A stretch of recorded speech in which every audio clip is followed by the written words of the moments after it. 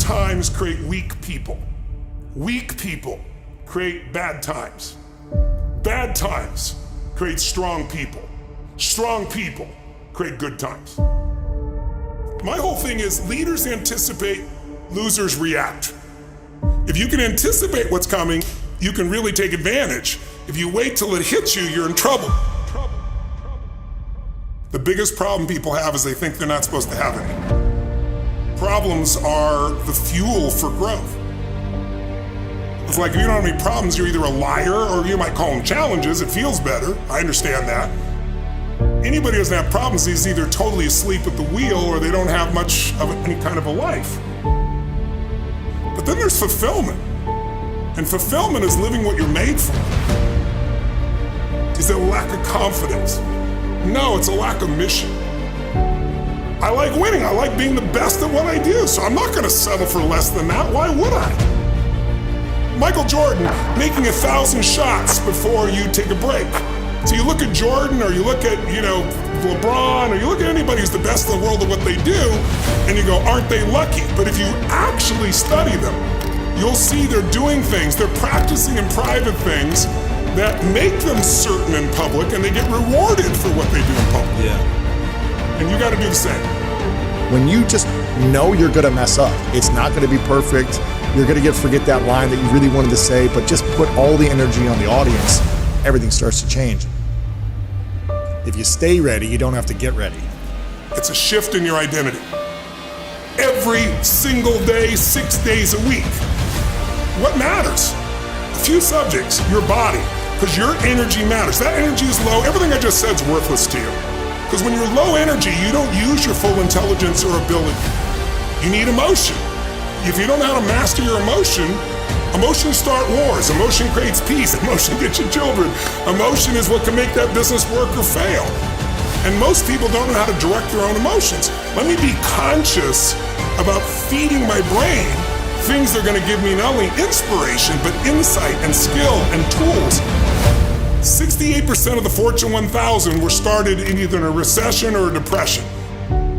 Well, the first skill you got to master to be great is the ability to recognize patterns. When humanity recognized the pattern of the seasons, the whole world changed.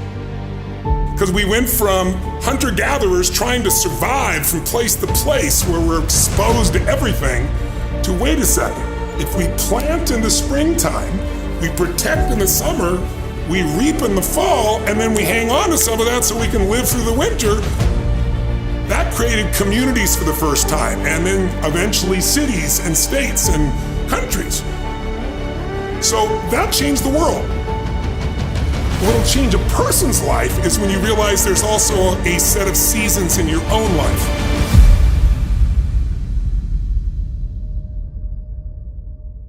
And so think of it this way, 0 to 21 is springtime. Things are easy to grow in springtime. You don't have to do that much. Growing as a kid happens naturally. But overall, life is supporting you. It's sending you, teaching you, sharing with you.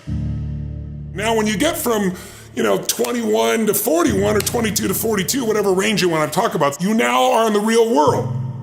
And now you go test what you learned in your springtime. So you start to learn, test, figure out what's real. And it's an important stage of life. 42, 43 to 62, 63 is the power of your life. If you worked hard in the spring and the summer, and you put yourself out there and you planted, it's a reaping time. It's a time when you really become a leader.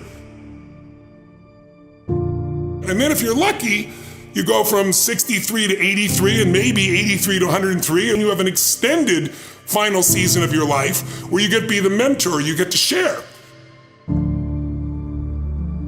You get to make a difference. And maybe towards the end of your life, people look out for you again after you looked out for everybody else. That's kind of the cycle of life. What if you're born in 1910? World War I ends, the world looks like it's a great place, new technology, cars, radio, and then what happens? An explosion of abundance, the roaring 20s, and so you're a kid, you're 14, 15 years old, and you're like, I can't wait to get a car, to go. But what happened when that person hit the next stage of life at 19, 20, 21 years old? As they came of age, it's 1929. And suddenly, people are jumping out of buildings, total depression, dust bowl, nobody's got jobs. It looks horrific, and it was horrific. But did they get a break? No, when they turned 29, it's 1939. It looked like the whole world was gonna end. Hitler was sweeping across Europe, bombing London. It literally looked like the world as we know it was over. This is what gives me great optimism for everyone watching here. Winter's not forever. No pandemic lives forever. Everything changes and everything ends. And the good news about winter is it's always followed by springtime. What follows the night? The daytime. What a cool way to set it up if you were God or the universe. The first thing I do every single morning is I go in freezing cold water. And when you jump in, it never feels good to go in, but getting out, you feel incredible. But I do it for a different reason. I do it to train my brain to say, when I say now, it means now. When I say go, we go. I don't stand there because it's cold and go maybe in a minute when I'm ready. But I always do it because I've trained my brain. This is how we work. And if you train your brain to do that every single day, then it'll do it on the more difficult and important things in life. But the essence of it is, I change my body radically, and I do 3 things to make sure that my brain is primed. And what I mean by primed is, most people think their thoughts are their thoughts, Lewis, and you and I know better. Most people just don't understand that you are being primed all the time, and unless you prime yourself, you're gonna be primed by the environment. So I wanna take control of my brain, so I do 3 quick things. 1, I take 3 minutes of those 10 minutes, after I've changed my body, and I focus on 3 different events in my life that I'm grateful for. I usually pick 2 big ones and 1 small one. It could be as simple as a smile on my daughter's face, and it changes your biochemistry.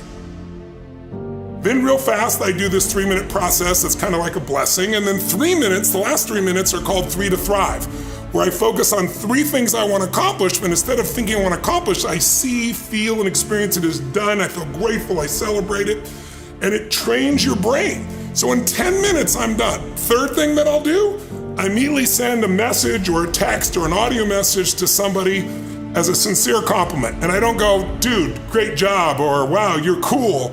I say, hey, listen, I saw you on Tuesday with those kids, and I saw you take that extra 20 minutes no one else did. And I just want you to know, I saw that, I thought that was incredible. So I'm always very specific so they know it's not just some positive thinking bullshit call, it's sincerely doing it. It makes me constantly look for the good in the people I work with. 4th thing I do is whatever I don't want to do, the most challenging part of the day. What's a story we all love? It's the comeback story. It's the comeback, it's the Rocky, it's that music where all of a sudden you step back up and you take control and rock. Good times create weak people. Weak people create bad times. Bad times create strong people. Strong people create good times.